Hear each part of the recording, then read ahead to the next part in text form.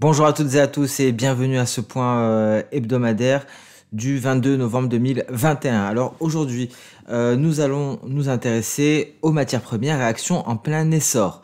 Alors on va aborder très exactement trois matières premières, le café, le gaz naturel et le gold. Et on va parler de trois actions qui ont le vent en poupe, Rivian, Nvidia et Alibaba. Alors concernant les matières premières, hein, j'ai eu une demande de la part de Lucas ce matin concernant le café.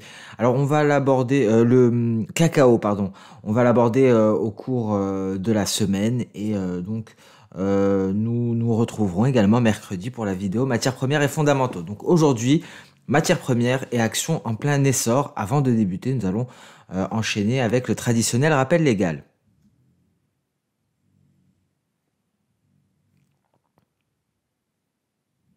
Voilà pour le rappel légal. Avant de rentrer dans le vif du sujet concernant les matières premières et les actions, on va parler des États-Unis, de quelques indicateurs économiques, notamment les ventes au détail qui sont sur des records. Alors, c'est assez impressionnant que l'on ait des ventes au détail sur des records parce que cela fait bien longtemps déjà que les Américains ont reçu leur chèque de relance et ventes au détail sur des records.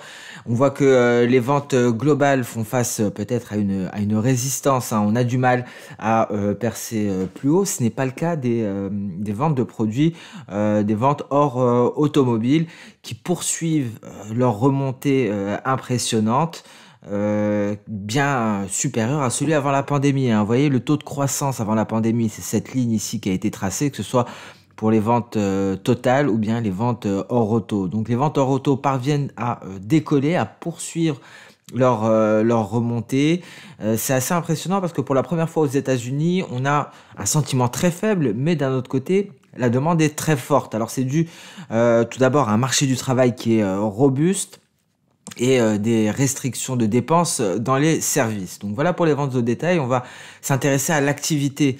Donc on a eu une baisse, on a eu un ralentissement, hein, de l'activité, mais en novembre, un regain a pu être constaté, notamment sur la côte est des États-Unis. Alors, en parallèle, les entreprises signalent des pressions inflationnistes inégalées depuis des décennies.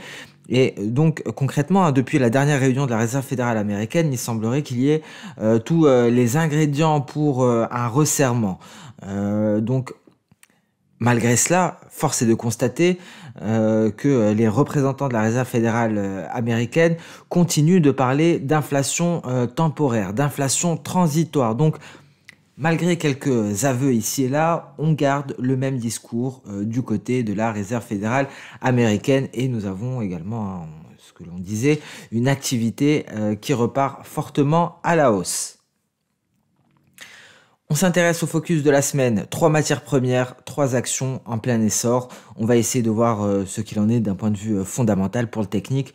On en parle pour les Good Morning Market. Good Morning Market qui ont repris après à peu près 2 semaines, hein, d'interruption. Donc on a repris ce matin et c'était un plaisir de vous retrouver. Alors le focus de la semaine, on commence par le café.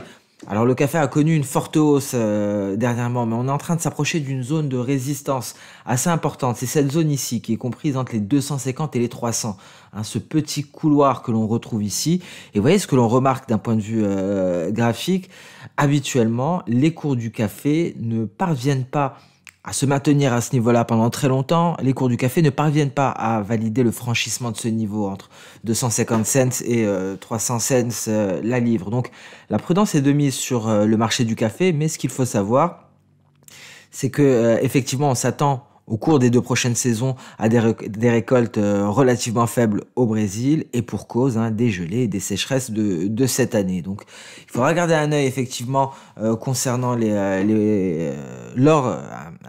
œil pardon sur les récoltes lors des 2 prochaines saisons, mais en tout cas d'un point de vue graphique, cette zone comprise entre 250 et 300 cents la livre est une zone très importante. C'est une grosse résistance qui a été très souvent le point de départ de baisse considérable des prix du café, hein. On va prendre un exemple, vous voyez ici, bon c'était il y a assez longtemps, on va prendre un exemple un peu plus récent de 2012-2013 lorsqu'on a tenté de se hisser au-dessus des 300 cents la livre. Ça a abouti à un repli, hein, qui a duré plusieurs mois. Même topo ici en 1997, on a tenté de se hisser au-dessus des 300 cents la livre et au final on s'est retrouvé en dessous des 50 cents la livre. Donc voyez, d'un point de vue long terme, ici sont les données depuis 1973. Hein. Ce niveau de résistance des 250 à 300 cents la livre semble infranchissable hein, pour les cours du café. Donc voilà pour le café, belle hausse jusqu'à présent. Prudence hein, d'un point de vue technique, d'un point de vue graphique, il y a une grosse zone de résistance, mais les fondamentaux pourraient permettre une percée haussière. Peut-être que cette percée haussière permettra d'aller chercher les 300 cents la livre, mais à ce moment-là, ça pourrait être un très bon point de vente. Donc, on garde en tête tout de même les récoltes qui pourraient être très faibles au Brésil. Et ce niveau compris entre 250 et 300.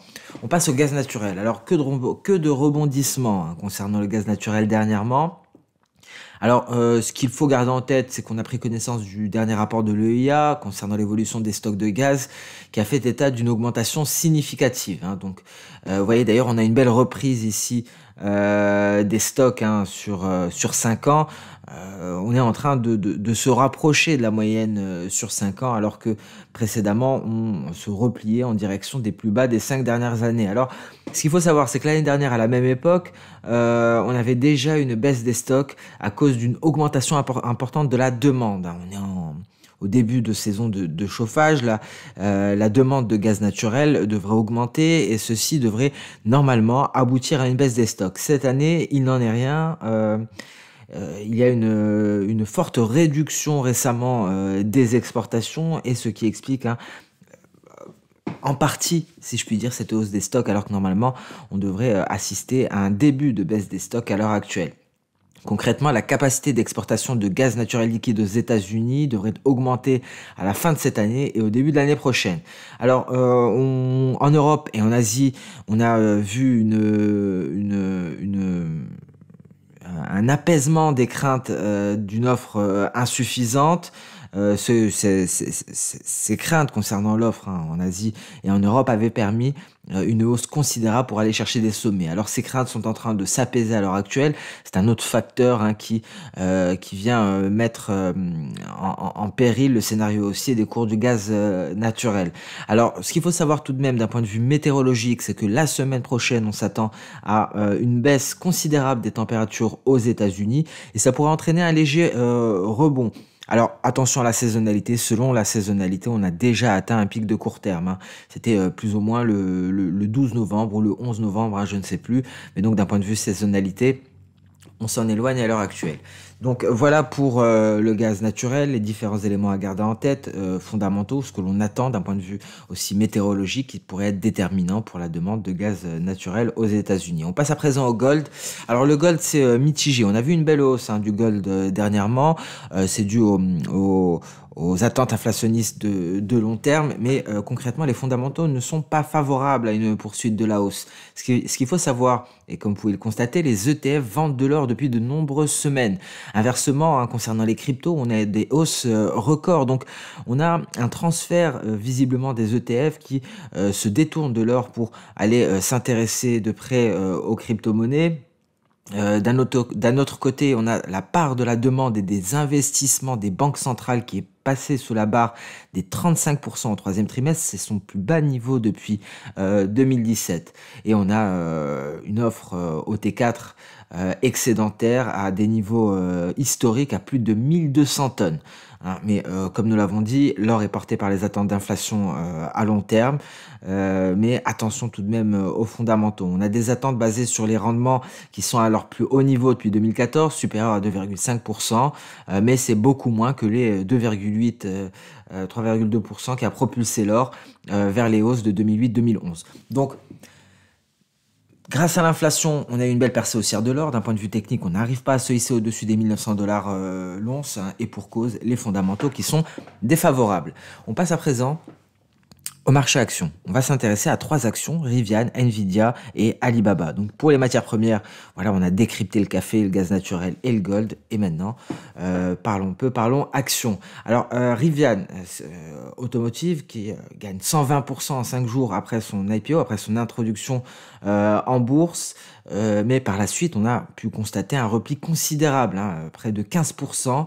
Mercredi et jeudi. Alors on compare souvent cette société à Tesla dans ses débuts, mais il y a des différences significatives, hein, ce qui fait que ce rapprochement est peut-être infondé. Il faut savoir que lors de l'introduction en bourse de Tesla, c'était une société qui avait des revenus. Ce n'est pas le cas de Rivian, hein. Rivian a dépensé 1,4 milliard de dollars en recherche et développement au cours des 2 dernières années. Tesla n'a dépensé que 93 millions de dollars au cours des 2 années précédant l'introduction en bourse. Voilà encore une autre différence. Ce qu'il faut savoir, c'est que on a certes un sentiment général qui a été positif, hein, vis-à-vis de cette valeur, mais il faut garder en tête concernant les véhicules électriques, c'est que il y a eu une seule grosse commande en provenance d'Amazon, hein, qui est venue renforcer le sentiment, si je puis dire. C'était 100 000 véhicules de livraison. Donc prudence tout de même par rapport à Rivian, qui est très souvent comparé à Tesla. Vous voyez ici le comparatif qui montre qu'effectivement il n'y a pas de réelle comparaison, hein, à part peut-être concernant le secteur des véhicules électriques, c'est le seul rapprochement qu'on pourrait faire, mais ces deux entreprises sont très différentes au moment de leur IPO. Donc attention, c'est un piège, hein, concernant ce rapprochement avec Tesla. On passe à présent à Nvidia. C'est une valeur que je privilégierai, hein, pour les prochains mois. Pourquoi? Déjà, on a atteint de nouveaux records après la publication des résultats trimestriels. On gagne 11% jeudi. On a des revenus records dans le segment des jeux et des centres de données, des data centers. La part du segment des jeux dans le revenu total est certes en baisse. Mais il faut savoir que les data centers sont de plus en plus importants pour Nvidia. L'entreprise veut produire ses propres processeurs pour ne pas avoir recours à des produits provenant de la concurrence. Il faut savoir également que la crise de la chaîne d'approvisionnement n'est pas une mauvaise chose, hein, pour Nvidia, parce que les pénuries de semi-conducteurs augmentent le prix des cartes graphiques, et Nvidia n'a aucun mal à répercuter la hausse de ses coûts sur ses prix. Et donc concrètement, la société prévoit un chiffre d'affaires record pour le 4e trimestre 2021. Donc voilà pour tous ces points. Il y a un autre point que je n'ai pas pu développer, hein, manque de place malheureusement, c'est justement ce secteur métaverse. Nvidia est déjà un acteur incontournable de tout ce qui concerne le métaverse. Ça fait partie de la stratégie de Facebook, hein. Mark Zuckerberg en a largement parlé. Beaucoup de sociétés en profiteront. Beaucoup de crypto-monnaies aussi, hein. On avait parlé de Mana et de Sand. Et Nvidia fera partie des entreprises qui profiteront justement de ce métaverse qui est qualifié d'avenir d'Internet, hein, ce monde de réalité virtuelle. Parce que Nvidia sera incontournable pour l'infrastructure de métaverse. Nvidia qui propose déjà une solution aux entreprises qui est déjà fonctionnelle, utilisée dans le secteur automobile. Donc Nvidia pourrait être une bonne opportunité pour investir dans ce secteur métaverse qui fait beaucoup parler de lui, hein, récemment, notamment depuis le tournant stratégique de Facebook qui s'est renommé Meta. Donc voilà pour les concernant les différents points sur Nvidia. Vous l'aurez compris, j'ai un biais très haussier pour l'action Nvidia et je pense qu'Nvidia devrait briller en 2022. On passe à présent à Alibaba. Alors c'est beaucoup plus contrasté concernant Alibaba. D'ailleurs, les actions ont nettement plongé après la publication des résultats du T3 2021. On a perdu jeudi plus de 11%. Le chiffre d'affaires d'Alibaba a augmenté de 29% en glissement annuel, mais inférieur aux attentes médianes, inférieur de 3,2%. Le BPA, le bénéfice par action, est en baisse de 38% par rapport à l'année dernière. Concrètement, le ralentissement en Chine et la baisse des ventes au détail qui en résultent ont maintenu les attentes pour le 3e trimestre 2021 à un niveau relativement faible. Et en plus de cela, et c'est le point le plus important, Alibaba fait face à une concurrence féroce en Chine sur le segment du commerce électronique et notamment de JD.com. Concrètement, la société prévoit une croissance du chiffre d'affaires de 20 à 23% pour l'exercice 2022. Les analystes tablaient pour une prévision de 27%. Donc voilà concernant Alibaba, prudence à la concurrence féroce de JD.com. C'est ce qui pourrait donc mettre à mal l'action. Très mauvaise performance au cours des 12 derniers mois pour Alibaba que l'on retrouve ici en bleu. Vous voyez JD.com par exemple, mieux vaudrait privilégier JD.com qui, vous le voyez, hein, a une très bonne performance, contrairement à Alibaba. Donc JD.com qui fait beaucoup mieux, surtout au cours des 3 derniers mois. Donc attention à Alibaba, il y a un réel engouement de la part des investisseurs particuliers envers ce titre, le titre Alibaba, privilégié JD.com. On passe à présent, on va parler de la semaine à venir. Ce que l'on doit suivre cette semaine, on a les données préliminaires PMI. Demain, on a l'inflation PCE aux États-Unis. Alors, concernant les PMI d'un point de vue global, ça permet de comprendre la force du dollar américain malgré la réticence de la Réserve fédérale américaine à augmenter ses taux d'intérêt. Concrètement, les États-Unis sont les États-Unis, c'est en rouge, hein. Le global, vous le retrouverez, global PMI, en noir. Les États-Unis sont en plein essor suite à la stimulation massive et le reste du monde semble ralentir, hein. On le voit de plus en plus. Alors, est-ce que ce sera le cas en novembre? On aura la réponse dès demain avec les PMI préliminaires et donc ce sera l'une des données la plus importante de cette semaine. On aura les mêmes données, hein, pour l'Allemagne et la France, on en a parlé en Good Morning Market. C'est d'ailleurs ce qui pourrait dicter la prochaine tendance du DAX allemand, des indices européens qui sont sous pression après la hausse des cas de contamination en Europe. Et donc les PMI seront un catalyseur haussier ou baissier? Réponse demain. Et sur ce, cette vidéo hebdomadaire touche à sa fin.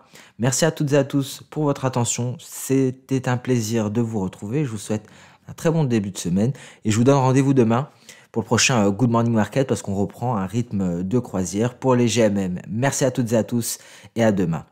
Au revoir.